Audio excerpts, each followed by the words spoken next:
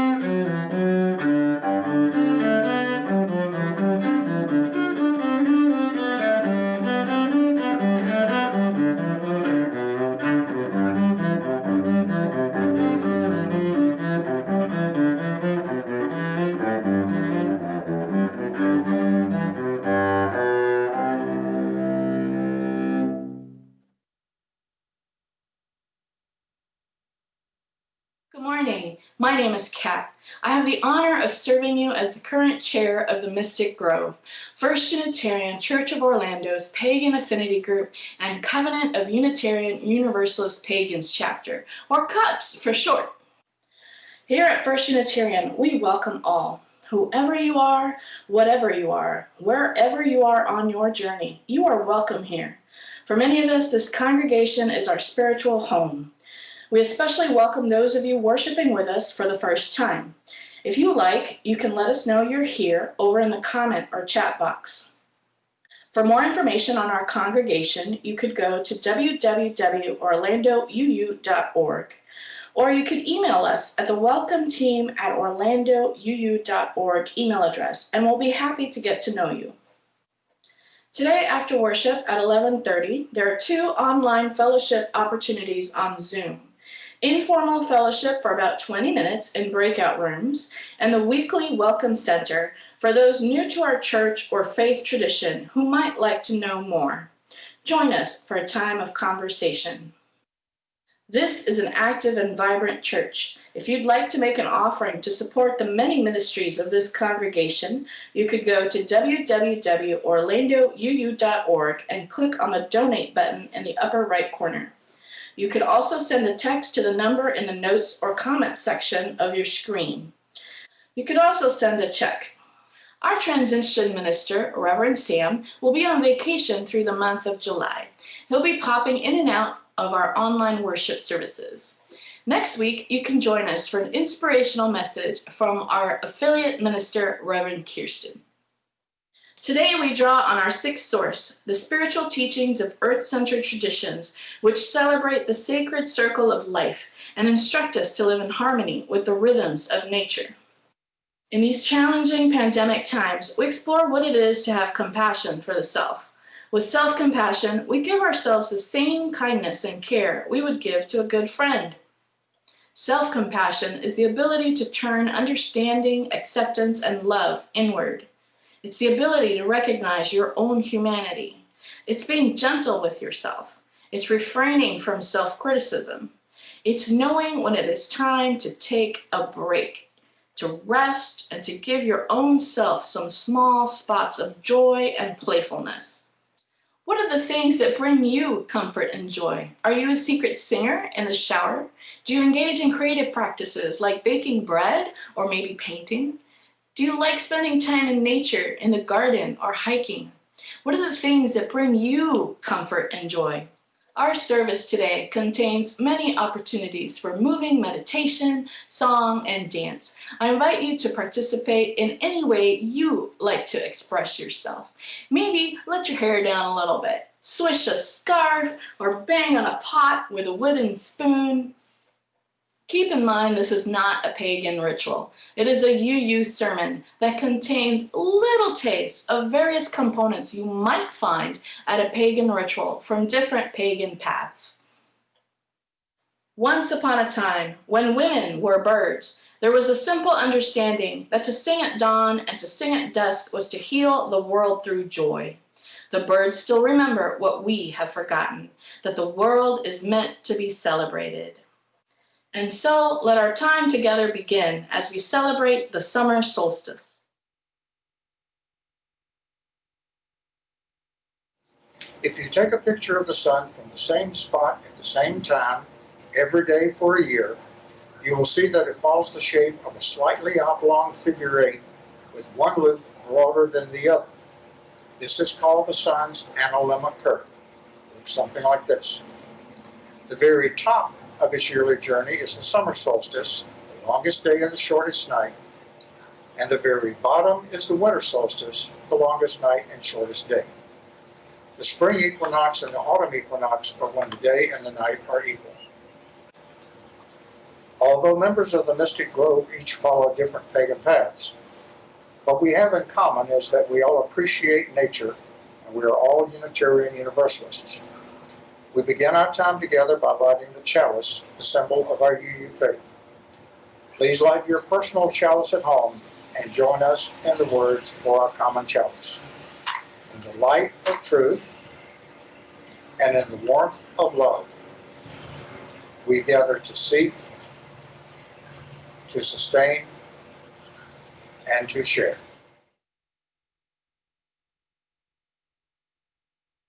Covenant is the silk that joins Unitarian Universalist congregations, communities, and individuals together in a web of interconnection. The practice of promising to walk together is the precious core of our creedless faith. Many UU churches recite the covenant by James Villa Blake from 1894. I invite you to recite it with me. Love is the spirit of this church, and service is its law. This is our great covenant, to dwell together in peace, to seek the truth in love, and to help one another.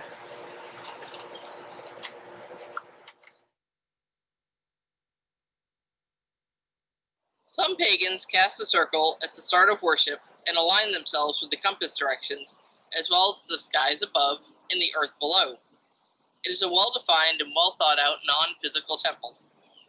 While nature is already sacred to pagan and earth-centered people, the circle is used to create a safe, portable worship space where the person can enter into the worship mindset at any time and any place and leave their everyday cares outside the door.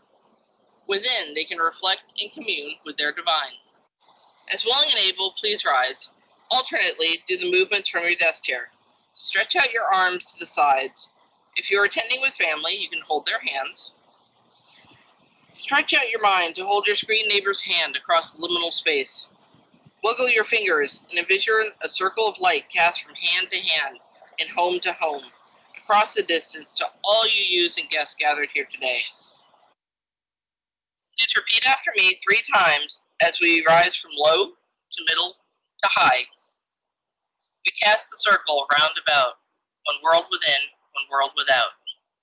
We cast the circle round about, one world within, one world without.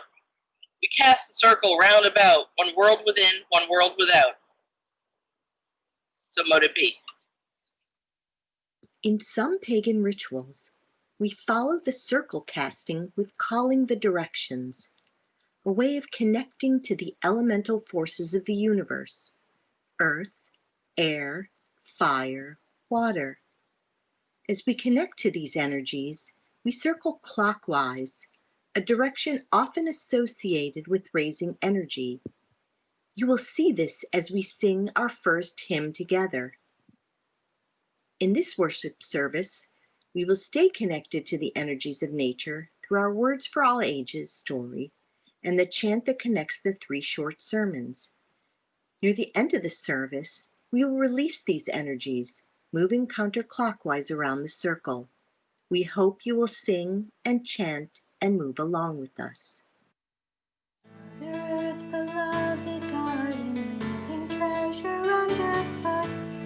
All our days you ground our being, sift and thistle, grass and root. Herbs to heal us, plants to feed us, land to till and tend and plow. With the pendant deep as midnight north, we ask you be here now. Father, air, your inspiration holds together all that lives. As we breathe, our minds see clearly, leading us to love and give. Raging whirlwind, whispered breezes, violet gale and gentle cloud.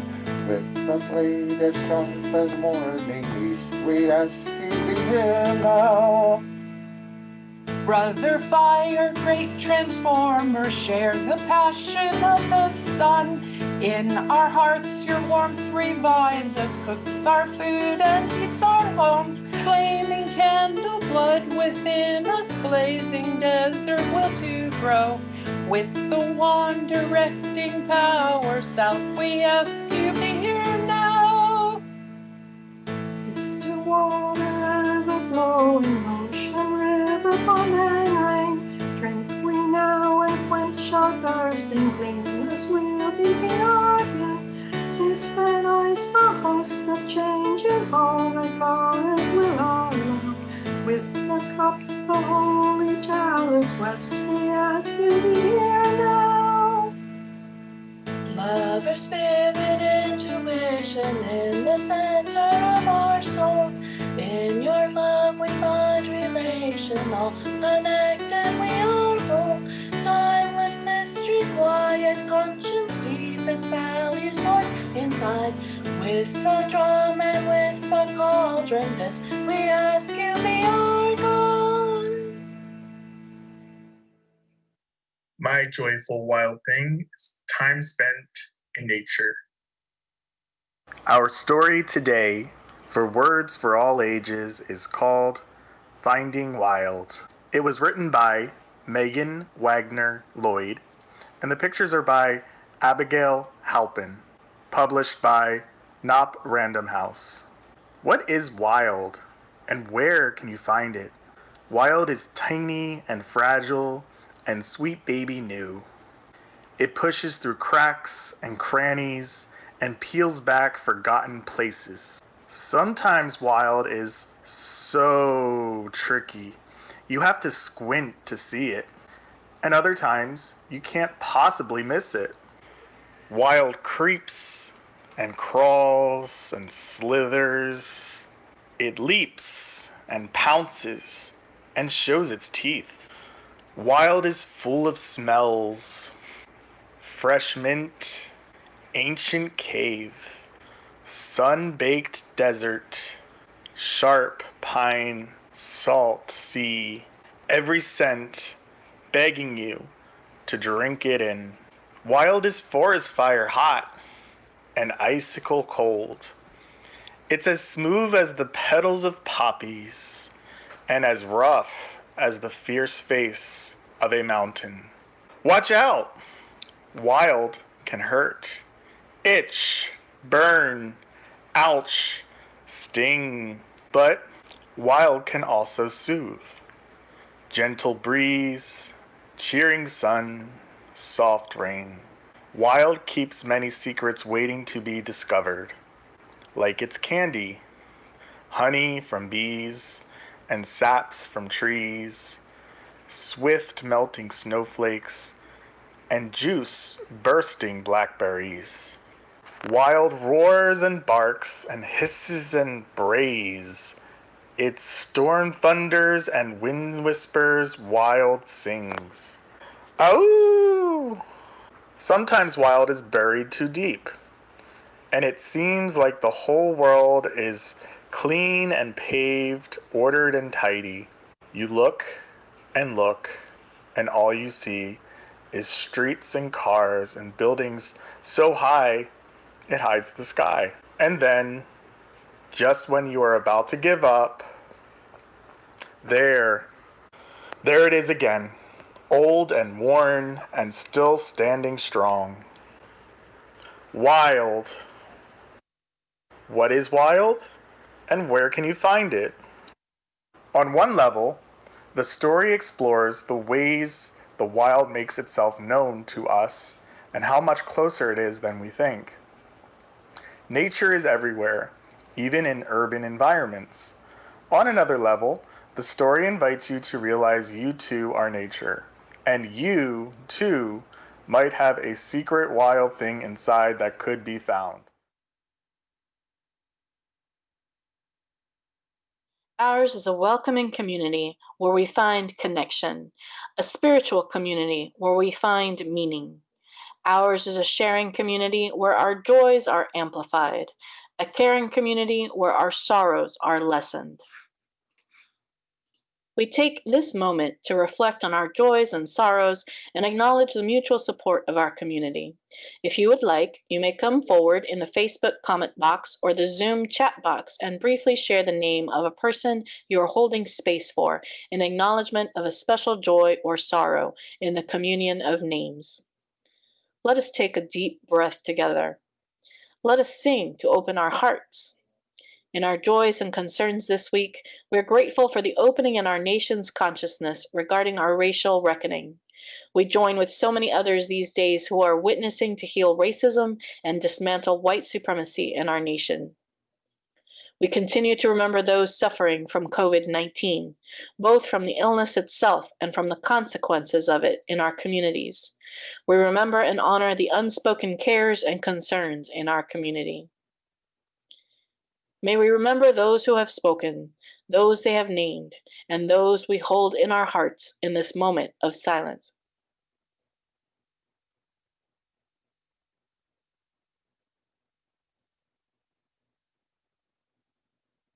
Blessed be.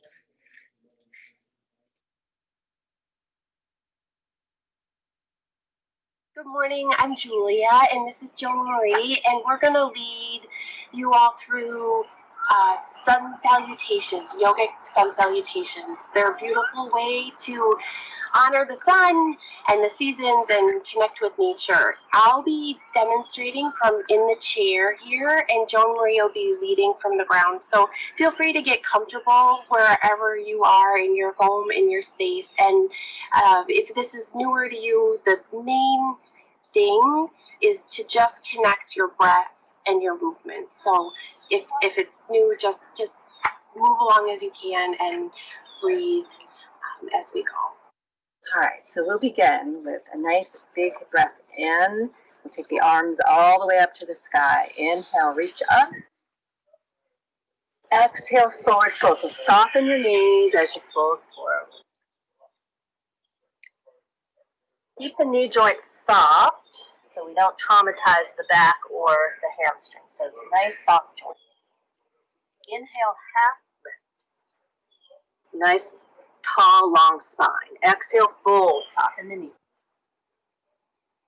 And then use your heels now to push down and rise up, reach up. Big inhale, reach, maybe look up. Exhale, hands to heart.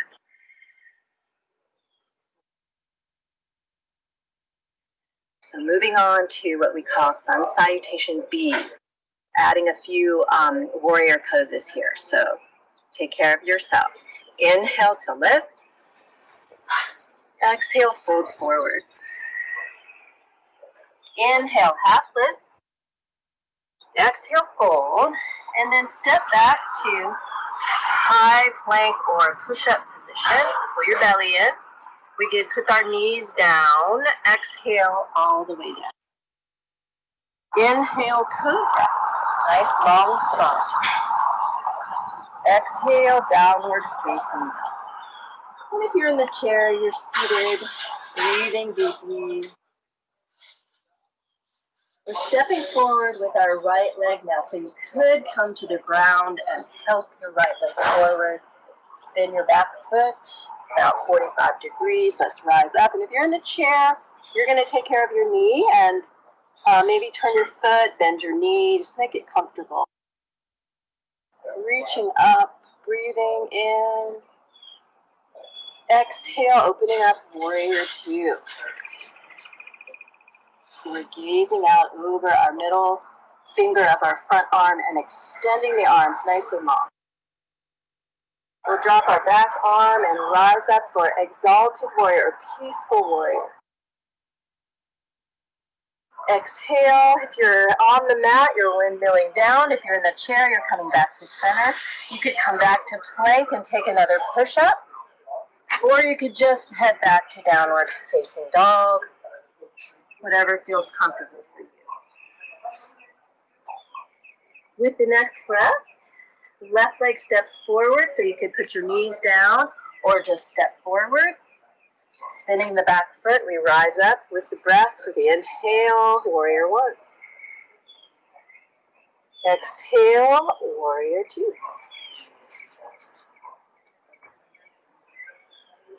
Dropping the back arm, inhale, rise up, peaceful warrior.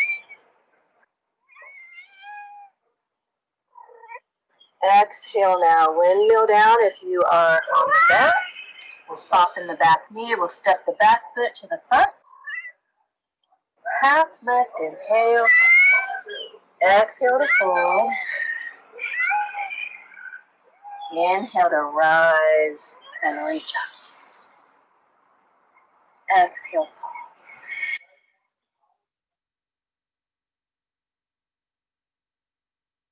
His daughter, and like the flame, I am wild, wild, wild, wild, wild. I am the firebird.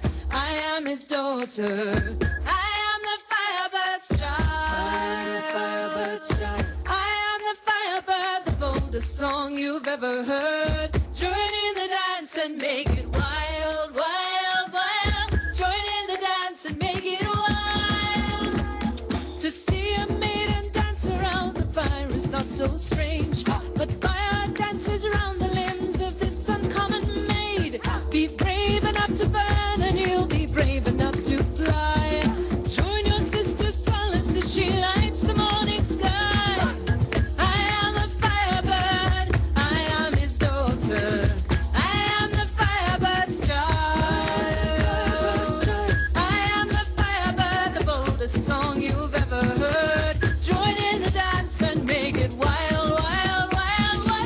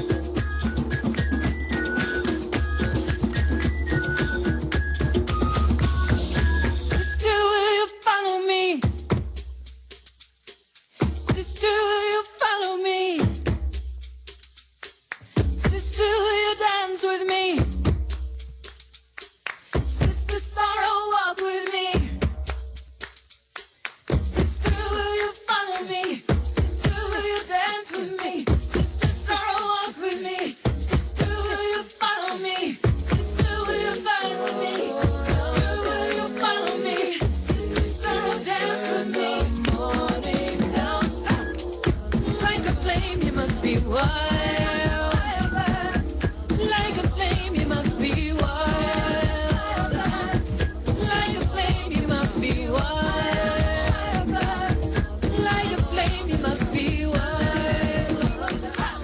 I am the firebird, I am his daughter. I am the firebird's child. I am the firebird, boldest song you've ever heard. Join in the dance and make it wild, wild, wild, wild, wild. I am the firebird, I am his daughter.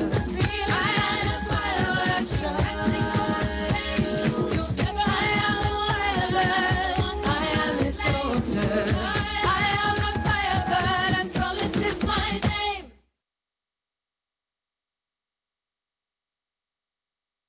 Hello, I'm Mary, one of the founding members of the Mystic Grove. When we began to work on our themes for Midsummer, the words play and joy and wild wended through the conversation. Of those, play struck me, particularly play as play acting, for it's one of those things I did as a child that turned out to be a foundation for spiritual practice as an adult. I have clear memories of acting out roles inspired by the books, movies, and TV shows we were familiar with as kids, and for me, especially movie musicals. I recall getting my sisters and some of the neighborhood girls to do a back porch reenactment of the musical version of Jack and the Beanstalk. Often we would just play them for the joy of it, no audience needed. A favorite was The Wizard of Oz, which was broadcast yearly on TV throughout my childhood. Play acting those parts was a kind of wild joy, like being hurtled through the pretend death spiral of a tilt-a-whirl. Scary, but fun, because you know it will end, and theoretically, no one dies. You can stomp your foot and yell at the Wicked Witch, and when you throw the bucket of water on her and kill her, miraculously, you are not in trouble.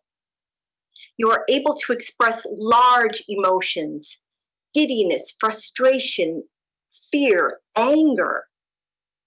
And no one wonders what is wrong with you or expects you to be able to explain how you feel or why, or makes clear to you that you do not really understand the rules about showing feelings. When I was in high school, I chose theater as my fine art. While my first artistic love was writing, I remained fascinated by theater and also hoped that practicing it would help me with shyness. I was sad to discover that I would never participate in our yearly school musical theater productions other than as stage crew, because I do not have a musical theater sort of singing voice. This was especially a blow the year we performed The Wizard of Oz. My musical theater ambitions were restricted to singing along to my mother's collection of soundtracks. But I did have opportunities in non-singing roles, which I loved and learned a lot from.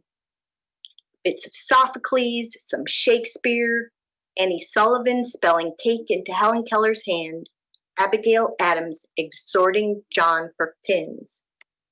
I even learned a lot from the improv, which was frankly not my cup of tea. As an introvert, I like the time to mentally rehearse what I'm going to say. There's no time for that in improv. You have to just inhabit a character, just speak and do. And as I often did not know what it made sense for my actual teen self to say and do, projecting that for a character without a script was daunting. But after enough practice, there came moments where everything clicked. My body just knew how to move. My brain knew what to say. The energy between the actors, the very air was different. Our portrayal was for once authentic. After high school, I didn't do any theater, but I did not stop play acting. There was opportunity enough to try out characters and roles and work on that shyness at science fiction and fantasy conventions and later Society for Creative Anachronism events. And when that sort of play fell by the wayside, I didn't forget what I'd learned from it. As an adult, when I transitioned from studying paganism as an intellectual pursuit to an active spiritual practice, That love of play acting stood me well. There's quite a bit of theater in religious ritual. The costumes, the props, the sets, the blocking, projecting your voice, inhabiting a role with confidence and joy. This also stood me well in private spiritual growth. For example, when you begin a new practice, sometimes you just have to fake it with conviction. You literally go through the motions again and again and again until one day there's that moment and your body knows what to do and your brain knows how to focus and the energy is different. This time, breath calms your thoughts, or a pendulum swings from unmoving fingers, or a ball of energy fills your palms. It is for once not acting, but being. So now, sometimes in a Mystic Grove ritual or the pulpit during a worship service, it's me play acting, and sometimes it's just me in worshipful play. I hope you too have found a source of confidence and joy in your spiritual practice. And if you are not there yet, keep playing it through until that moment comes.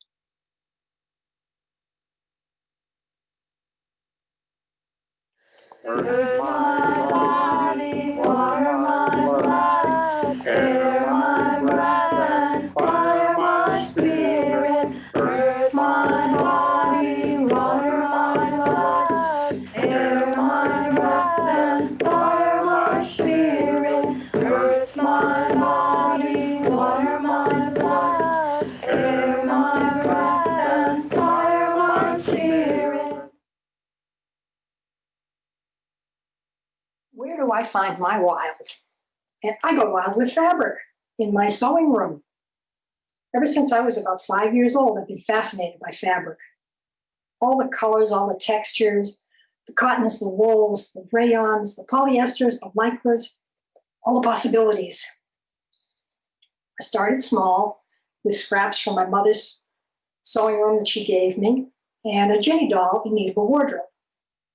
It was all needle and thread by hand until I worked up the courage to try my mom's sewing machine. First, just turning the wheel by hand, one stitch at a time, then finally stepping on the foot pedal and away I went. And I haven't stopped since. Ginny was replaced by Barbie and Ken. While other kids found their dolls all dressed up under the Christmas tree, I was ecstatic to find Barbie in her bathing suit with a package of fabric remnants and a pattern. Ken eventually sported a gray business suit, white shirt, and tie. No idea how I set the sleeves in that jacket. I guess my fingers were smaller then. It wasn't long before I started making my own clothes. Did I start with something easy? Of course not. It was a dress with a fitted bodice, full skirt, zipper down the back, puff sleeves, made from a lovely border print. I was in 2nd grade and very proud of myself.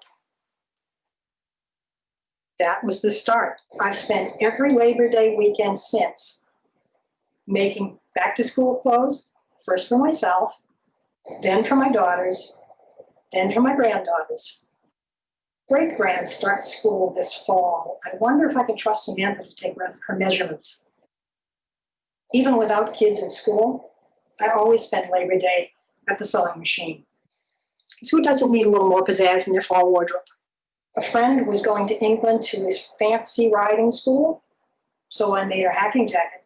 I was also a horse racing kid, so I made joggers for myself, and when my daughter started riding, I made her breeches and hunt coat. When said daughter got married, both times, I made her wedding gowns and the bridesmaids' dresses. And of course, I made my second daughter's wedding gown too, even though she swore she was going to be married in white jeans, a t-shirt, and sneakers. Then too, there were the play clothes, bathing suits, Christmas gifts, Christmas outfits, Easter outfits, Halloween costumes, all my husband's shirts. They even tailored a few Indian saris and made period costumes for the Meet the Breed booth for mastiffs. The town I grew up in Massachusetts, always had at least one fabric store. It was even open on Sundays when nothing else was. I liked nothing better than seeing what new fabrics I could find and if they had a pattern for whatever I had in mind. In my teens, I made a cute mini dress from 55-cent remnant. A few months later, I was shopping at the mall, browsing in an exclusive little boutique. And there was almost exactly the same style dress in exactly the same fabric for $55. I laughed so hard, I had to leave the store before they threw me out. There have been good teachers along the way. My mom showed me how to follow a pattern and let me use all of her tools, but especially my mom's best friend, who taught me how to break the rules, cut corners, and have something come out even better. Clothes aren't the only outlet for my wild and crazy fabric creativity, of course.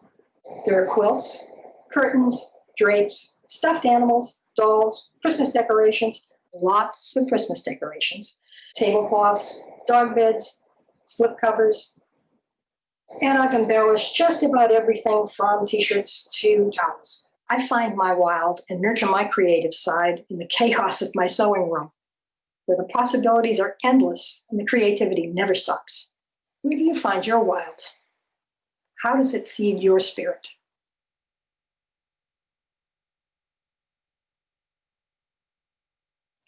Earth my body, water my blood, air my breath, and fire my spirit. Earth my body, water my blood, air my breath, and fire my spirit. Earth my body, water my blood, air my breath, and fire my spirit.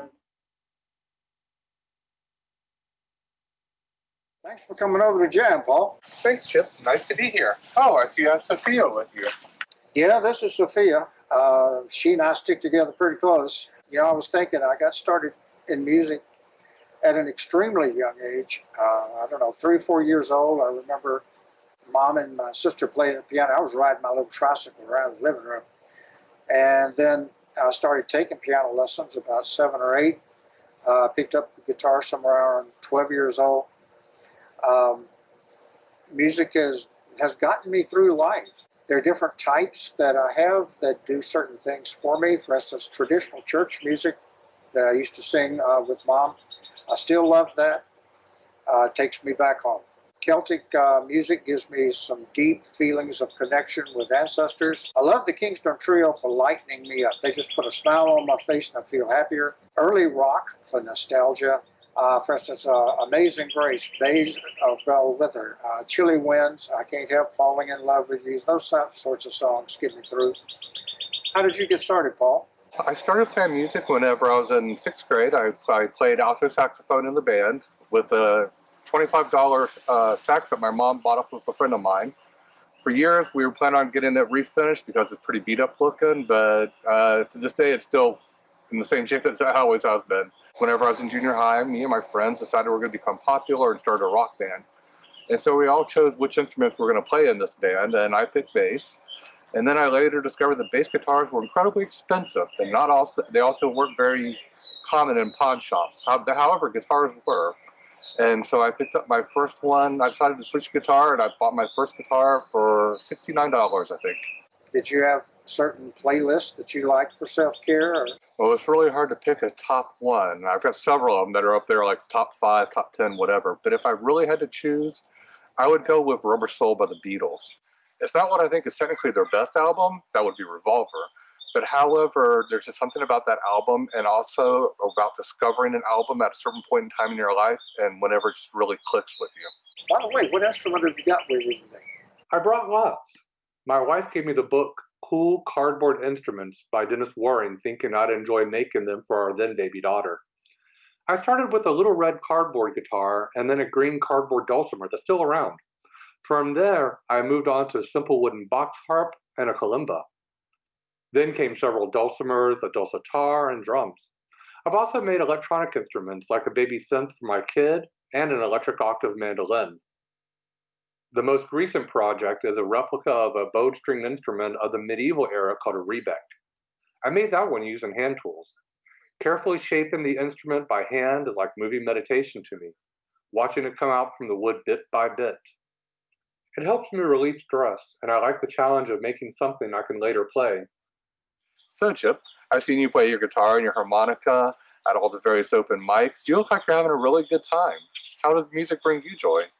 Well, oh my goodness. Like I say, music has just been my best friend as far back as I remember. It's very spiritual in the early years, back when I was singing with Mom in church, singing in the choir, until I went off to college. And then in college and in later high school years, the folk revival movement was just getting started. Peter, Paul, and Mary, Kingston Trio, groups like that. And it was a lot of fun in college. When I got into the Air Force, in the Air Force, though, I found that particularly when we were overseas, I could drag the guitar out, start singing some songs that everybody knew, and it really helped pull the squadron together and help us feel better about being away. Chip, do you know that music has health benefits? Yeah, I do. Paul, I found it out later in life. True. Evolutionary scientists say human beings may have developed music as a communication tool because our ancestors descended from arboreal species, tree dwellers, who called to one another across the tree canopy. When you listen to music or play it, yes, it helps you connect with others, but it does a lot more than that. Research shows that your blood flow increases, is healthier, can lift you out of depression, stimulate memories. Oh my goodness, which one of us in the world doesn't go to a different place at a different time when you hear a particular song? Singing is a great stress reliever. It can help you sleep better. And your lungs, you know, I remember a voice teacher once saying that no good singer should ever have lung disease because you're breathing deeply, you're breathing properly all the time. And when you're feeling low, singing can help. Even the blues can help you unburden your sorrows. I know, but I'm way too shy to sing in front of people. Well, Paul, I'll tell you, I've known folks that feel that way, but their talent with instruments more than makes up for it. So just do what's best for you. I'll tell you, let's start off with one of my faves. It's the Braes of Balwitha. It's a folk song by Scottish poet Robert Tannahill, who lived from 1774 to 1810.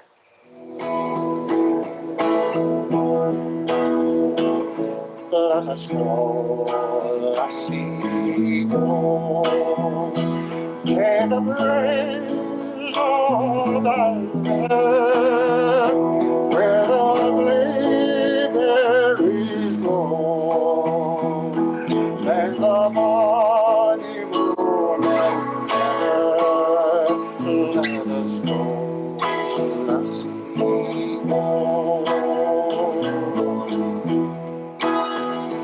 I will twine thee a bower by the clear silver fountain, and I'll cover it o'er with the flowers on our mountain. Let us go, lassie, go. Now the summer is in its prime, where the flowers richly blooming, and the wild mountain thyme drifts on the grove of women. Let us go, lassie, go.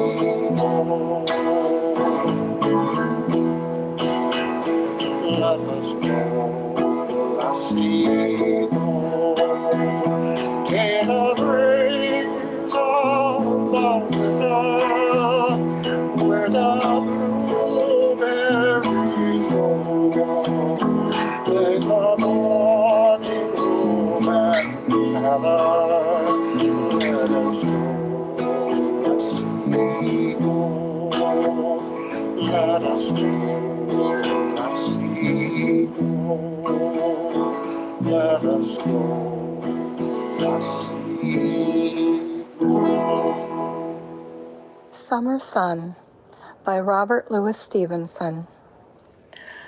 Great is the sun, and wide he goes, through empty heavens without repose. And in the blue and glowing days, more thick than rain, he showers his rays.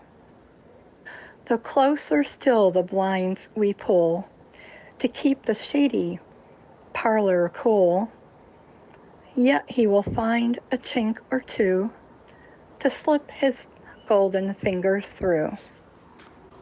The dusty attic spider-clad, he through the keyhole maketh glad, and through the broken edge of tiles into the laddered hayloft smiles.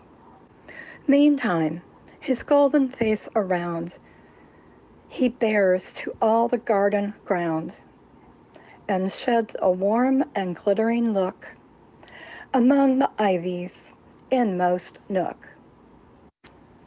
Above the hills, along the blue, round the bright air, with footing true, to please the child, to paint the rose, the gardener of the world he goes.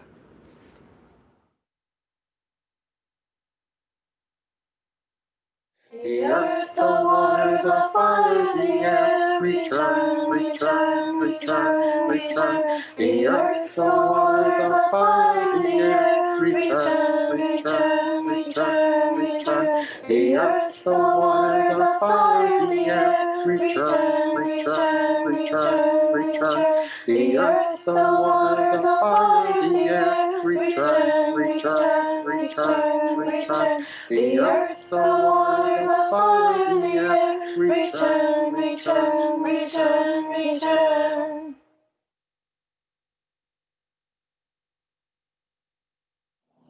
Having created and pulled the sacred circle up over us to make a protective environment for worship at the beginning, the time has come to take it down again at the end. Please rise as willing and able as we take down the circle, or alternately you may participate from a seated position. Take a deep breath. Become aware of the dome of light enveloping us from the liminal space where we raised it before. Wiggle your fingers and raise your hands above as we prepare to take the circle back down. You're going to grab a grip and lower your arms from high to medium to low. We open the circle, a sacred space, emerging restored, recharged, and embraced. We open the circle, a sacred space, emerging restored, recharged, and embraced. We open the circle, a sacred space, emerging restored, recharged, and embraced. May the circle be open, and may the energy that lingers within sink down to nourish the earth, so that all may benefit from the celebration of summer solstice. So mote it be.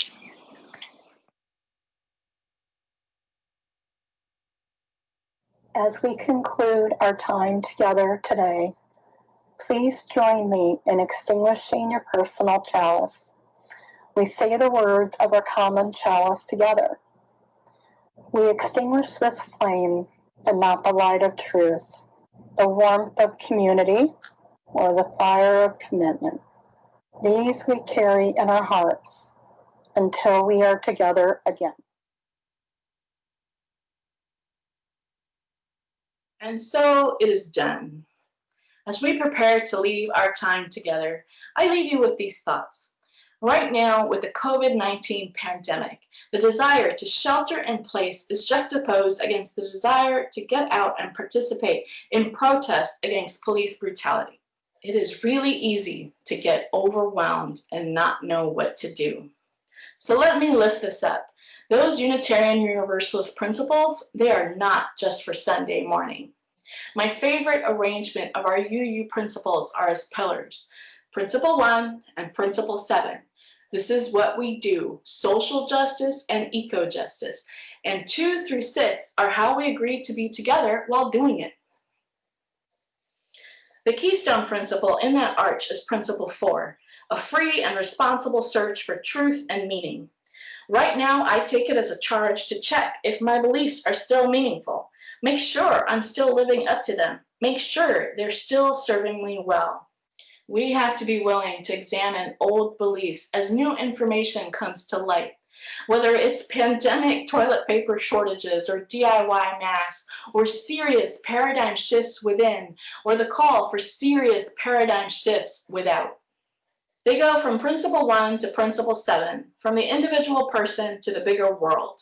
They now become a useful ladder with a clear path to follow. When I don't have the energy for broadcasting on all 7 channels, I dial it down to the level I can best be at. It begins with principle 1, the inherent worth and dignity of every person, even me. I could expect what is actually doable, what is actually realistic. I could be kind to myself. My pandemic best is not going to be the same as my regular life healthy best. My grieving and mourning best is not going to be the same as my best when I'm not in bereavement, and that is okay. All I have to do is do my best. I hit the number I can hit, and later on, when I'm feeling better, I can add another step. To me, faith is having the confidence that actions rooted in good character will yield the best outcome, even when I cannot see how. As you live into and through these times, remember to take a rest, take a breath. It is okay to do that. For if your compassion doesn't include yourself, it's going to be incomplete. Come back into the fray when you are ready and keep putting one foot in front of the other. Live out your principles and live out your faith in action, seeking change, while remembering along the way to make some space for joyful play, finding your wild, and celebrating the world in all its glorious, messy, complicated beauty. Blessed be.